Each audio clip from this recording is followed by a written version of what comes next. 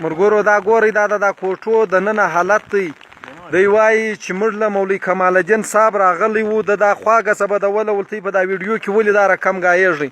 نو نن زه مولوي کمال الدین ته بیا دا خواست کوم چې مولوي صاحب ته د قومي اسمبلۍ وزیر یې نو چې موږ دا خو موږ د زړه د سوخته دا رقم ګایږو. دا خو ښه ساعت نه دی چې اوس موږ په تا باندې غوړې تیر کړو یا موږ تاسو خواست وکړو.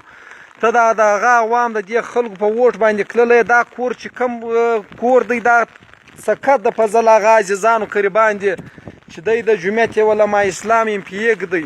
دا ټیم د بلوچستان دا د کوټو حالت دی. دی وایي چې یوه هفته د مخه دا ټیم رالی د هغه بعد دا ټیمان او دا خلک دا د ورمزۍ چې کوم ذمهواره کسان وو د جمعیت علما اسلام دا چې په پسې وو د هغه بعد یې یو په سترګو نه دی لیدلی. هر سړی ځان د مشوره کېدو دپاره د کمیشنر سره هم د مخ په سیټ کې ناست دی، د وزیر سره هم د مخ په سیټ کې ناست دی. پر دا ځای باندې یو سړی نه ځان حاضروي. د علاقو ذمهوارو خلکو ستاسو څخه خواست دی د دې خلکو غم به تاسو اوس خورئ، خامخا دې خورئ. دا د دا بلې کوټې حالت دی. چترۍ ورته بند کړه. دا 2 میاشتې نه کېږي یا بیا 2 کاله نه کېږي چې دا مینه یې جوړه کړې ده. ته د نن راسه د دې حالت ته یې ووینې دا خلک چیرې ولاړ شي.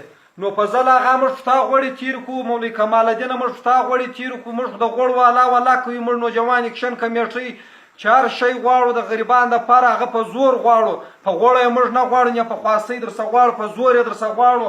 دا خلک 2 هفتې کېږي ته له راغلی کندیاني دې ورکړله ولاړې اسلام آباد له در ننې ورځې پورې دا خلکو له شی نه دی را رسېدلی. ولې دا مسلماني ده؟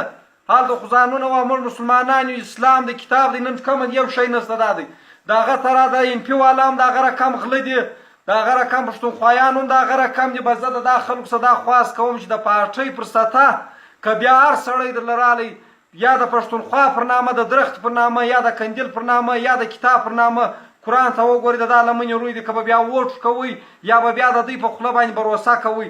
دا خلک نن دا د دوی ته معلوم سو، پر دوی تکلیف دی، پریشاني ده، دوی ګرد ورک دي. دا ویډیو باید دا ده چې دونه شیر کړئ.